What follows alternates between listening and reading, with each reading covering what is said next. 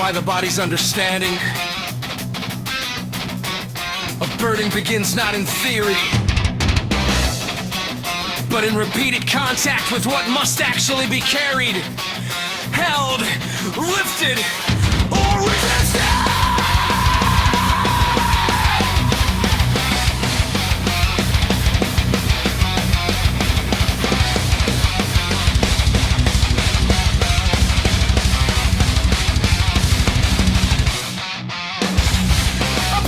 Speak about weight for years without ever really knowing it. He can define it, estimate it, compare it, symbolize it, write poems about it. Even preach about burdening tones, rich enough to make the room nod in agreement. Find big pictures, erase their own stays. But there comes a point where all the talk meets a harder chords. The head closes around the thing, the arm takes the strain. The wrist answers, the shoulder joins the argument. The body fights the look, the intent actually is. The head learns the ways. That is the case. That is the case. This file belongs after the door, because the threshold teaches anticipation, but contact teaches truth. Before the hand touches the thing, one is still bodily in the guesswork of guesswork.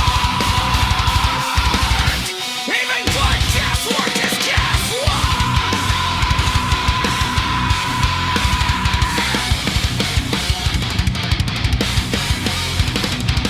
The crate may look manageable, the job may look light enough, the weapon may look smaller than its consequence. The box may seem half full, the tool may appear harmless on the bench. The burden may be named in language so often that one assumes one knows it by title alone. But weight is one of those realities that resists flattery. It must be met. The hand learns the way. Because only contact gives the burden permission to answer honestly.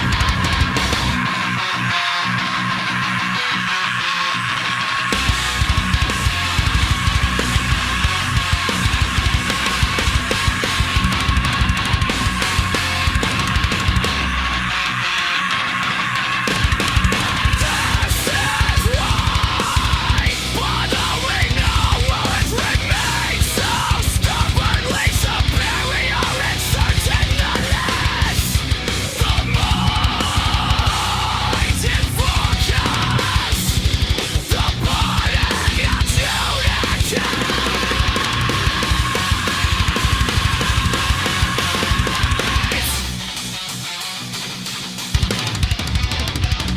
A mechanic knows the drag of the wrench. A carpenter knows when the board is fighting. A nurse knows the transfer weight of a patient. A mother knows the true heaviness of a sleeping child.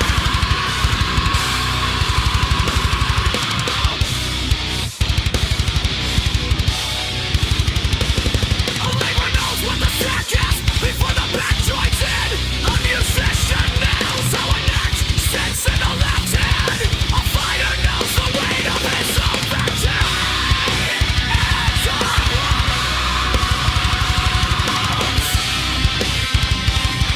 a grave digger knows the difference between dirt-cloaked in story and dirt-cloaked in rhythm. And learns the ways.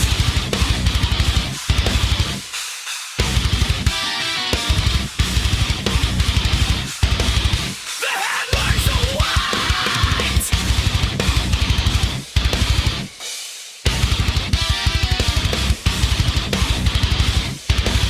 The hand learns the ways.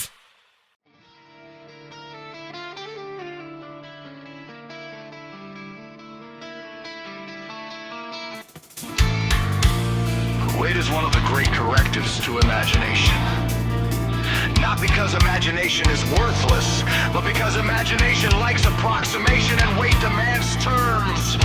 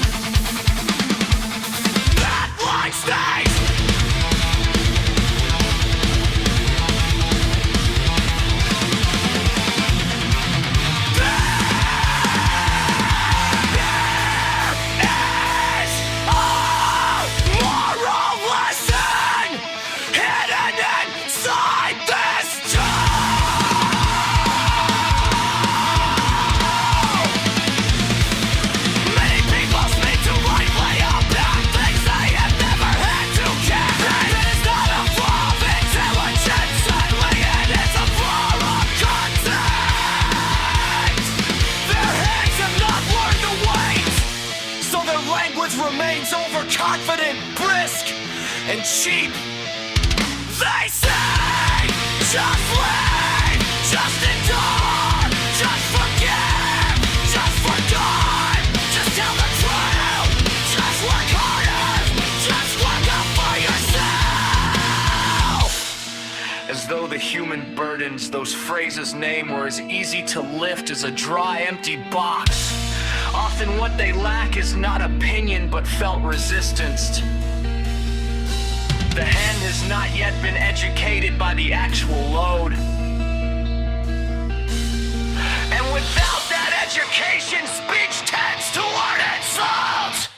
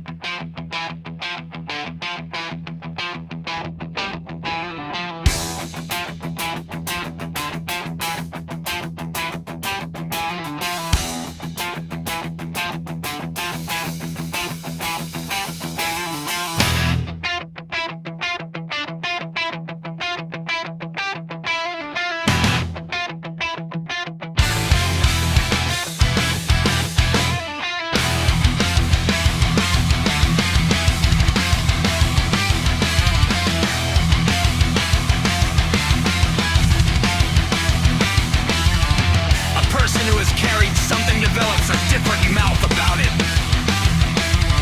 Not always a wiser mouth, but often a slower one. The hand teaches caution to language. It introduces reality's preferred word.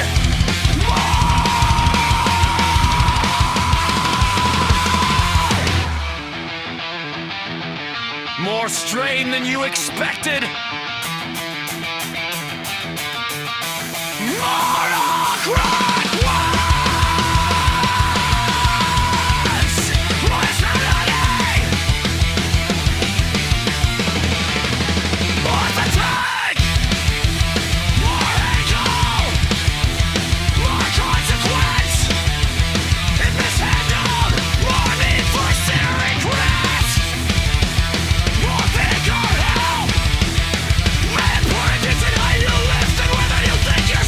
Strong.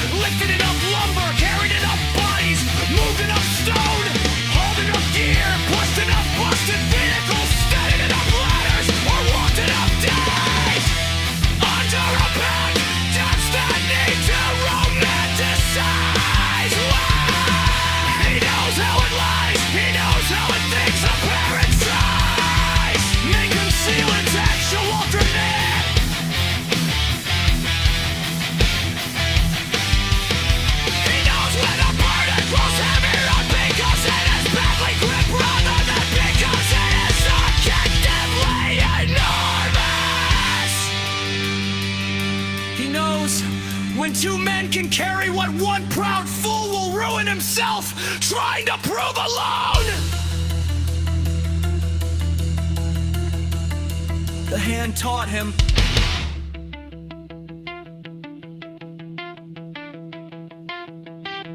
This brings us to a key distinction. Weight is not the same as mass. The hand learns more than power. It learns awkwardness, leverage, instability, heat, slipperiness, duration, and the taxation of gravity. Something may not be especially heavy in the numerical sense and still be a misery to carry because it has some deep steel in the ground.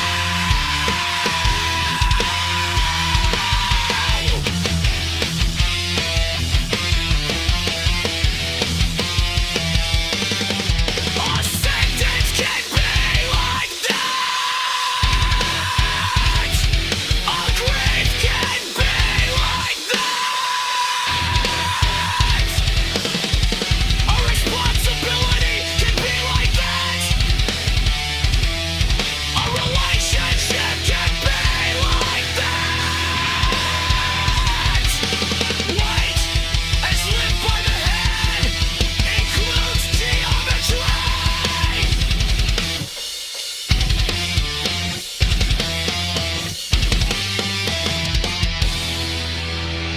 William knows this already, I think. Not just that things are heavy, but that some things carry wrong. That angle is part of burden. That a bad grip can turn manageable force into grinding punishment. That torque matters. That how a thing sits in the hand determines whether it can be moved cleanly or whether it will take its payment through the jaw. This is why the hand learns the weight belongs in the sequence. It is not merely about labor romanticized. It is about the active fraction of action by contact with structure.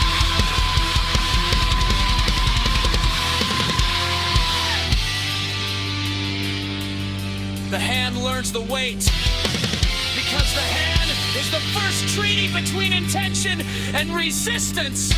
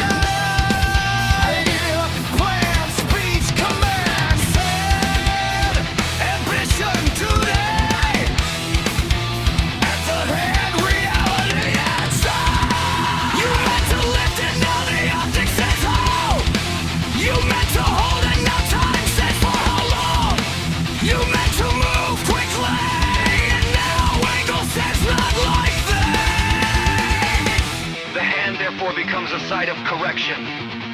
Not because it thinks in essays, but because it is where the world and the wolf were center hard negotiation. This is joint.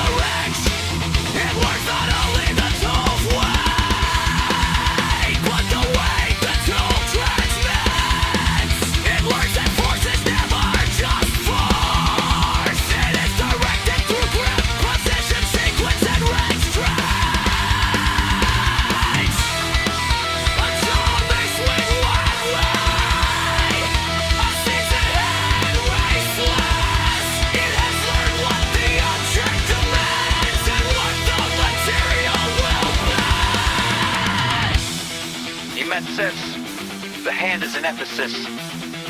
It knows that brute force without fit is not mastery, but stupidity wearing confidence. The same applies to emotional and racial burdens. The one must be careful not to drift into cheap metaphor. The point is not that all weights are symbolic. The point is that contact educates. Replacing entrusted with another's grief. Illness, fear, dependence, trust, or fragile hope finds out quickly that these things have weight too. Not every hallmark way. But sequencing attention direction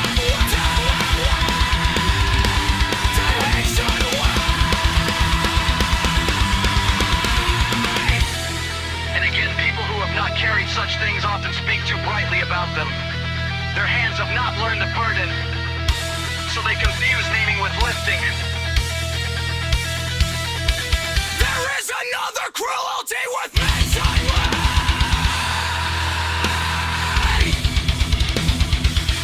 Institutions often transfer way down one way, retouching not down.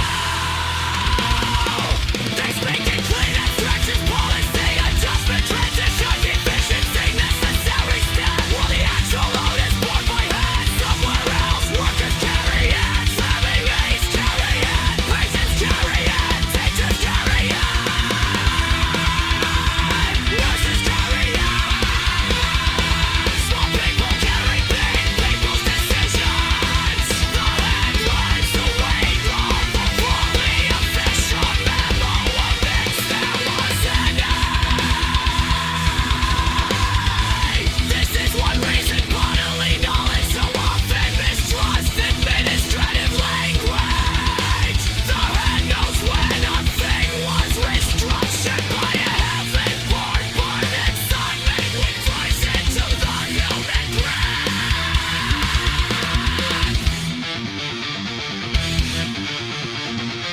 The head keeps better politics than the brochure.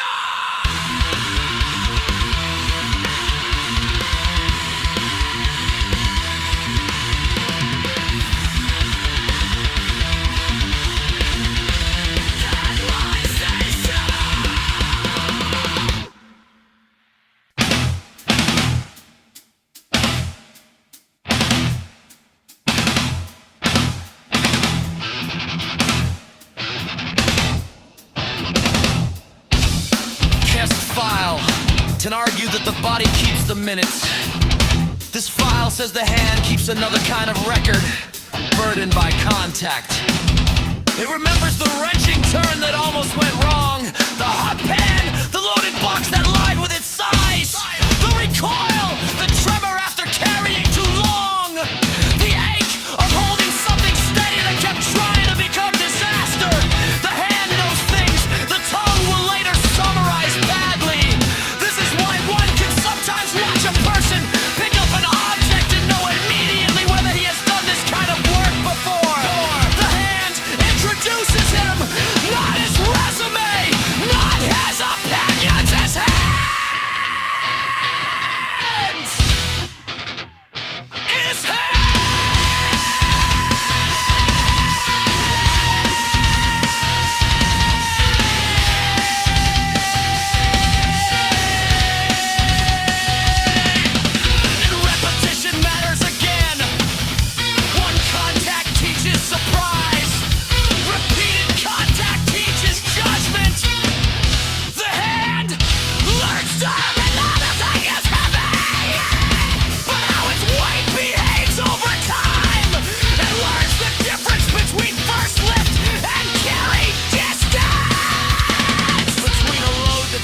hard and settles, and one that starts manageable and quietly becomes an enemy 10 minutes later.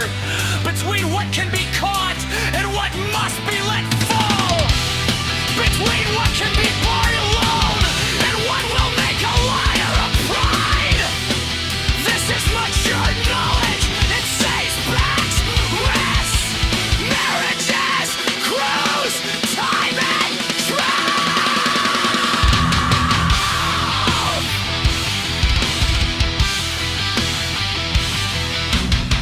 It also teaches humility.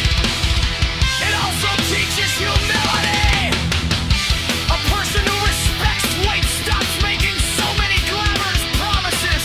He learns that willingness is not the same as capacity, and capacity is not fixed by saying so louder.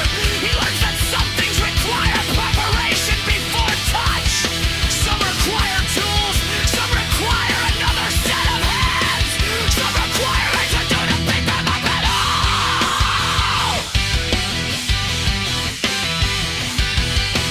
This is not carelessness, it is literacy. The hand learns the weight, and with my weight it comes a rough mercy. Not every burden should be met by chest thumping and never sensing.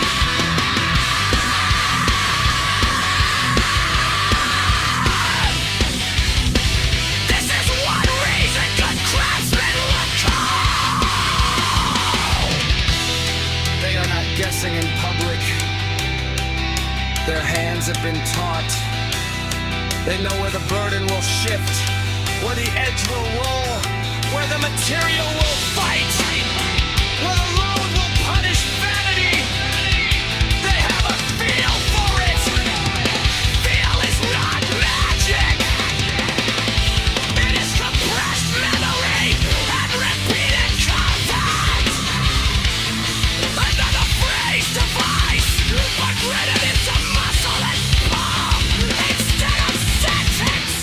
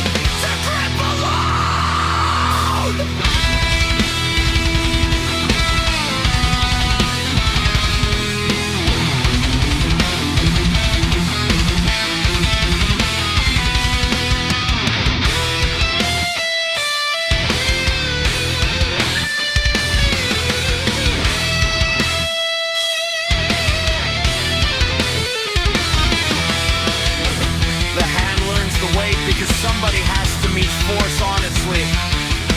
The smile may lie, the room may tilt, silence may change shape. The body may keep the minutes, the door may be taught by repetition, but sooner or later, something comes into the hand, and then the whole question sharp